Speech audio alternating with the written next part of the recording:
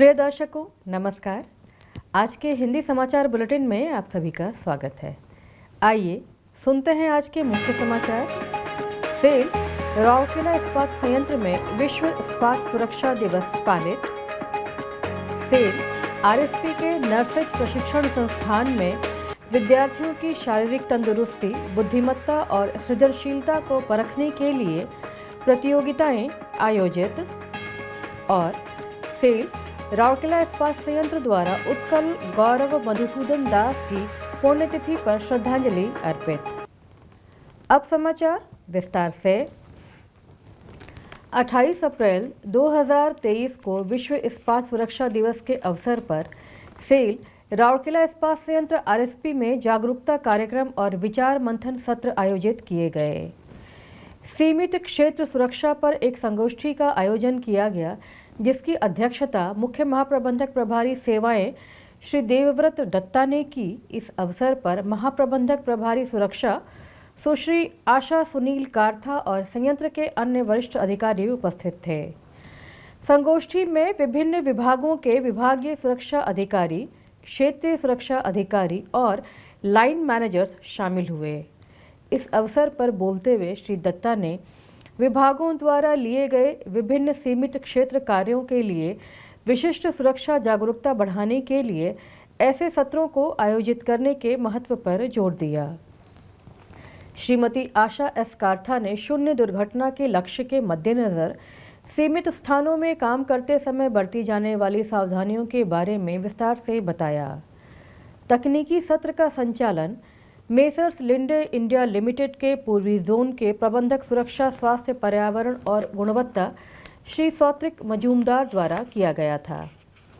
इस सत्र में एक सीमित क्षेत्र के विभिन्न पहलुओं को शामिल किया गया, जिसमें एक सीमित क्षेत्र के दायरे में कार्य निष्पादित करने के दौरान सभी संबंधितों की भूमिकाओं और जिम्मेदारियों जैसे सूक्ष्म बिंदुओं को शामिल किया गया।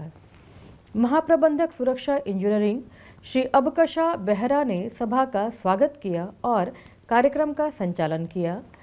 इस अवसर को मनाने के लिए कई अन्य कार्यक्रम जैसे blast furnace, steel melting shop 1 और 2, traffic and raw material foundry के कर्मचारियों के लिए हॉट मेटल हैंडलिंग सेफ्टी पर एक दिवसीय प्रशिक्षण और इलेक्ट्रिक सेफ्टी पर कार्यशाला और प्रशिक्षण तनाव प्रबंधन भी आयोजित किया गया। सेल राउरकेला इस्पात संयंत्र आरएसपी के इस्पात जनरल अस्पताल आईजीएच के नर्सेज प्रशिक्षण संस्थान में विद्यार्थियों की शारीरिक तंदुरुस्ती, बुद्धिमत्ता और सृजनशीलता का परीक्षण करने के लिए प्रतियोगिताओं का आयोजन किया गया। प्रतियोगिताओं का आयोजन आगामी अंतर्राष्ट्रीय नर्स दिवस के उपलक्ष्य में किया गया था। इस वर्ष अल्पना प्रतियोगिता का विषय माणाबसा झूठी था। इसमें 38 विद्यार्थियों ने भाग लिया और सुंदर रूपांकनों, पैटर्न और प्रतीकों का प्रदर्शन किया। प्रतियोगिता के प्रथम, द्वितीय और तृतीय विजेता क्रमशः श्रावणी गुरु, मोनालिसा पात्र और श्रीलिप्त महंत थे। उप सीएमओ डॉक्टर अर्चना बेहरा, सलाहकार डॉक्टर पूनम और सुश्री भारती सतना निर्णायक मंडली के सदस्य थे। 54 जोड़ी विद्यार्थियों ने फनथॉन प्रतियोगिता में भाग लिया, जिसमें जूतों के फीते बांधने, साड़ी को तह करने और मसालों को अलग करने की 3 गतिविधियां शामिल थीं। तीनों कार्यों को कम से कम समय में पूरा करने वाली टीम को विजेता घोषित किया गया। तपस्विनी राज और गीतांजलि नायक की टीम प्रतियोगिता की विजेता रही, जबकि शुभलक्ष्मी गिरी और इप्सिता महापात्रा ने दूसरा स्थान हासिल किया और आशुतोष महंत एवं गणेश्वर किसान की टीम ने तीसरा स्थान हासिल किया। खेल वर्ग में 84 छात्राओं ने कंचे और चम्मच संतुलन गतिविधि में हिस्सा लिया। शीर्ष 3 विजेता प्रियंका सामंतराय, शीतल साहू और भगवती मुसुलिया थीं। जलेबी दौड़ प्रतियोगिताओं में 16 लड़कों ने भाग लिया। दिनेश कुमार जेना, आशुतोष महंत और प्रभुदत्त साहू क्रमशः प्रथम, द्वितीय और तृतीय पुरस्कार विजेता रहे। निबंध प्रतियोगिता का विषय था नैतिक शिक्षा आज की आवश्यकता है। जिसमें 36 विद्यार्थियों ने भाग लिया। निबंधों का मूल्यांकन श्री के.एम. पात्रा ने किया। सबिता विस्वाल, ज्योतिर्मयी पटनायक और अंकिता प्रियदर्शनी साहू को इस आयोजन का पहला, दूसरा और तीसरा पुरस्कार विजेता घोषित किया गया। एस.के. मोहम्मद और तपस्विनी राज की मिथिला टीम प्रश्नोत्तरी क्विज प्रतियोगिता की विजेता रही, जबकि सुभाश्री देव और रोहन रोशन स्वाई की नालंदा टीम उपविजेता रही। लिखित प्रश्नोत्तरी के प्रारंभिक दौर में 65 छात्रों ने भाग लिया, जिनमें से 8 अंतिम दौर के लिए चयनित किए गए। सेल राउरकेला इस्पात संयंत्र ने महान नेता और आधुनिक ओडिशा के प्रमुख वास्तुकारों में से एक, देश के सपूत उत्कल गौरव मधुसूदन दास की पुण्यतिथि पर उन्हें श्रद्धांजलि अर्पित की। मधुसूदन दास का जन्म 28 अप्रैल 1848 को कटक के सत्यभामापुर में हुआ था। उनके पिता चौधरी रघुनाथ दास और उनकी माता पार्वती देवी थीं। शुरू में उनका नाम गोविंद वल्लभ रखा गया था। उनकी 2 बड़ी बहनें और एक छोटा भाई गोपाल वल्लभ थे। गोपाल वल्लभ बिहार प्रांत में मजिस्ट्रेट और रमा देवी चौधरी के पिता थे। उन्होंने वर्ष 1864 में कटक से मैट्रिक पास किया और उसके बाद शिक्षक बनने के लिए इच्छुक थे। उन्होंने बालेश्वर में एक शिक्षक के रूप में अपना करियर शुरू कर 3 साल तक कार्य किया।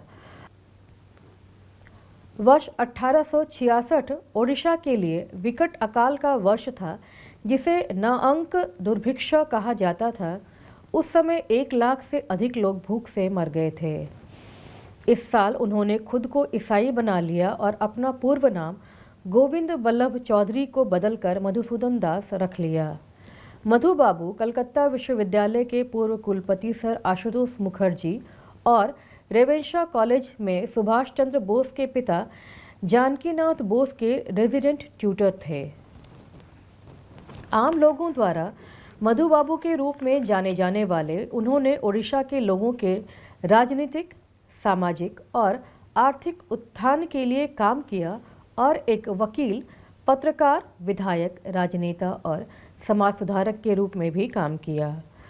उन्होंने उत्कल सम्मेलन की स्थापना की और एक ही प्रशासन के तहत ओडिया भाषी क्षेत्रों के एकीकरण की मांग का नेतृत्व किया और इससे 1 अप्रैल 1936 को ओडिशा राज्य का गठन हुआ। वर्ष 1905 में उन्होंने उत्कल टेनरी की स्थापना की, जो जूते और अन्य चमड़े के उत्पादों का उत्पादन करने वाला कारखाना था। वर्ष 1897 में उन्होंने ओडिशा आर्टवेयर वर्क्स की स्थापना की। उनके सहयोग से चांदी के आभूषणों के तारकशी यानी फिलिग्री के कार्य प्रशंसनीय रहे। एक लेखक और कवि के रूप में देशभक्ति हमेशा उनके दिमाग में सबसे आगे थी और यह उनके सभी साहित्यिक कार्यों में परिलक्षित होती थी। उन्होंने अंग्रेजी और ओडिया दोनों में कई लेख और कविताएं लिखी।